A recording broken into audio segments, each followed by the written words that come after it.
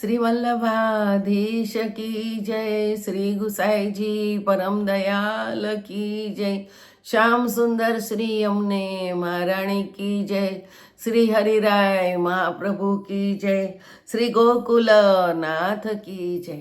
આપણે શ્રી મહાપ્રભુજીની 84 બેઠક વિશે રસપાન કરીએ છીએ. તેમાં 52મી બેઠક આવી છે દરસેવની બેઠક.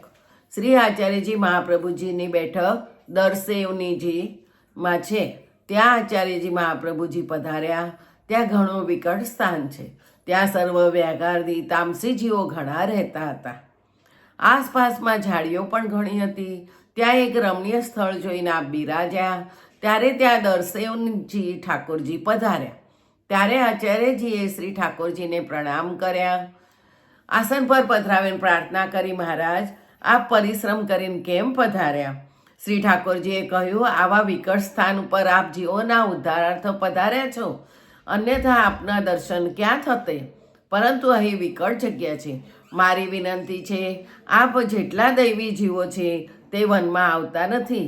એનું કારણ છે આપના વંશમાં બધા પુરુષોત્તમ થશે. જો અહીં દૈવી જીવ હોય તો એના ઉદ્ધારને માટે આપણા વંશના બાળકો પધારે, તેમાં મને દર્શનનો લાભ થાય. પરંતુ આપને પરિશ્રમ થાય એ ઠીક નથી. અહીં આવી આપ ઠાકોરજીની વાત્સલ્યતા જોઈને ઘણા પ્રસન્ન થયા, પરંતુ આપને પરિશ્રમ થાય એ ઠીક નથી. અહીં આવી આપ ઠાકોરજીની વાત્સલ્યતા જોઈ એટલે ત્યાં ચરણારવિંદની રથ દ્વારા હજારો જીવોનો ઉદ્ધાર કર્યો. પછી આચાર્યજી મહાપ્રભુજીએ ભાગવત સપ્તાહ કરી. શ્રી ઠાકોરજી નિત્ય પધારતા, જે કારણે નિર્વચનીય સુખ થયું. આચાર્યજી પછી સુરત પધાર્યા. દરવસેનની બેઠકનું ચરિત્ર અહીંયા પ્રગટ થયું. હવે આવી બેઠક 53મી. 53મી બેઠક સુરતની છે. શ્રી આચાર્યજી મહાપ્રભુજી કાકરવાડ થઈને પાંડુરંગ શ્રી વિઠ્ઠલનાથજીના દર્શન કરીને પંચવટી થઈ સુરત પધાર્યા. ત્યાં તાપીના કિનારે અશ્વિની કુમારના આશ્રમની પાસે આપ બિરાજ્યા. તાપીમાં સ્નાન કર્યું. પછી ત્યાં ભાગવતનું પારાયણ કર્યું. ત્યારે ત્યાં એક સ્ત્રી અચાનક આવી. તેણે તાપીમાં સ્નાન કર્યું અને આચાર્યજીને દંડવત કર્યા અને ડાબા હાથથી તરફ ઊભી રહીને પંખાની સેવા કરવા લાગી. ત્યારે તેને કૃષ્ણદાસે મનાઈ કરી. શ્રી આચાર્યજીએ કૃષ્ણદાસને મનાઈ કરી. જ્યાં સુધી કથા હોય ત્યાં સુધી તે પંખો કરતી અને આપનું શ્રીમુખ નિરખતી રહેતી હતી. જ્યારે કથા થઈ જાય ત્યારે દંડવત કરી પોતાના આશ્રમમાં જતી. કૃષ્ણદાસે એની ઘણી તપાસ કરી, પરંતુ નિશ્ચય થયો નહીં કે સ્ત્રી ક્યાંથી આવી છે અને ક્યાં જાય છે. આ રીતે તેણે 7 દિવસ સુધી સેવા કરી. જ્યારે પારાયણ સમાપ્ત થયું ત્યારે શ્રી આચાર્યજી મહાપ્રભુજીને દંડવત કરી ચરણોદક લઈને પોતાના આશ્રમે ગઈ. ત્યારે કૃષ્ણદાસે શ્રી આચાર્યજીને વિનંતી કરી, મહારાજ અહીં જે સ્ત્રી આવીને કથામાં પંખાની સેવા કરતી હતી તે લૌકિક સ્ત્રી તો નહીં હતી, એ તો અલૌકિક સ્ત્રી હતી. તે કોણ હતી? કૃપા કરીને કહો. ત્યારે આચાર્યજીએ હસીને કહ્યું, તે તો તાપીજી નદી હતી. સૂર્યનારાયણની પુત્રી છે. એને સપ્તાહ શ્રવણની ઘણી અભિલાષા હતી, એટલે ત્યાં સપ્તાહ સાંભળવા આવતી હતી. આ સાંભળી બધા સેવકોએ સાષ્ટાંગ દંડવત કર્યા અને વિનંતી કરી, મહારાજ આપનો અભિપ્રાય તો આપ કૃપા કરીને બતાવો, ત્યારે જાણી શકાય. આ મહાત્મ્ય જોઈને ત્યાં અનેક જીવ આચાર્યજી મહાપ્રભુજીના સેવક થયા. 54મી બેઠક ભરૂચની. શ્રી આચાર્યજી મહાપ્રભુજી બેઠક ભરૂચમાં નર્મદા નદીને કિનારે ભૃગુ ક્ષેત્રમાં છે. ત્યાં છોકરના નીચે બિરાજ્યા. ત્યાં અચાનક એક સ્ત્રી આવી.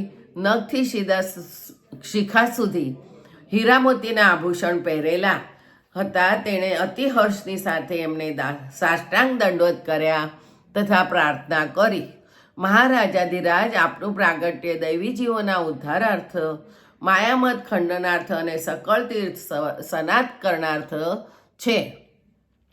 એટલે આપ કૃપા કરી નર્મદા સ્નાન કરવા માટે પધારો. ત્યારે શ્રી આચાર્યજીએ કહ્યું, ઘણું સારું, અમે હમણાં સ્નાન કરવા આવીએ છીએ. તે સ્ત્રી દંડવત કરી પોતાના સ્થાને ગઈ. ત્યારે દામોદરદાસે વિનંતી કરીને પૂછ્યું, તે કોણ છે? ત્યારે આપે કહ્યું કે તે તો નર્મદા નદી છે, તે વિનય કરીને ગઈ છે. પછી આપ નર્મદાના સ્નાન માટે નર્મદામાં પધાર્યા. ત્યારે નર્મદા નદી ઘણી પ્રસન્ન થઈ. ત્યાં આપે સ્નાન કર્યું, પછી સપ્તાહ પારાયણ કર્યું. ત્યારે આ મહાઅલૌકિક આનંદ થયો. ત્યારબાદ ત્યાં માયાવાદી બધા એકઠા થઈને આવ્યા. એમની સાથે ચર્ચા થઈ. એક ઘડીમાં શ્રી આચાર્યજીએ બધાને નિરુત્તર કરી દીધા. ત્યાં માયામતનું ખંડન કરીને ભક્તિ માર્ગની સ્થાપના કરી. ત્યારે ભરૂચમાં જય જયકાર થયો. પછી આપે ત્યાંથી પ્રસ્થાન કર્યું તો મોરબી પધાર્યા. મોરબીની બેઠક, એ બેઠક 55મી, મચ્છુ નદીના કિનારે. આચાર્યજી મહાપ્રભુજી મોરબી પધાર્યા.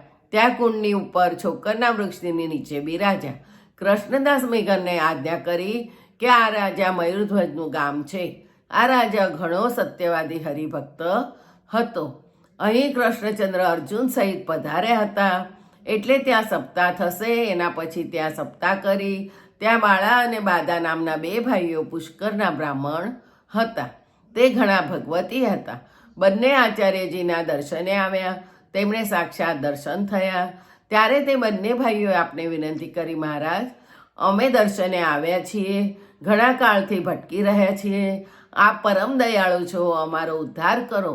ત્યારે આપે આજ્ઞા કરી, તમે સ્નાન કરીને આવો. ત્યારે તે સ્નાન કરીને આવ્યા. પછી કૃપા કરીને બંનેને ભગવત નામ સંભળાવ્યું. પછી બ્રહ્મસમન કરાવ્યો. આપે બાલાનું નામ બાળકૃષ્ણ અને બાદાનું નામ બાદરાયણદાસ રાખ્યું. તેમને આચાર્યજીએ એતનમાર્ગીય ગ્રંથ ભણાવ્યો. પછી તેમણે પ્રાર્થના કરી, મહારાજ, કૃપા કરીને અમને સેવા પધરાવી દો. ત્યારે શ્રી મહાપ્રભુજીએ તેમને સેવા પધરાવી આપી. તેનો વિસ્તાર 84 વૈષ્ણવની વાર્તામાં છે. આ રીતે મોરબીની બેઠકનું વર્ણન હતું. હવે આવતીકાલે 56મી નવાનગરની બેઠક જોઈશું. જય જય શ્રી ગોખલેશ.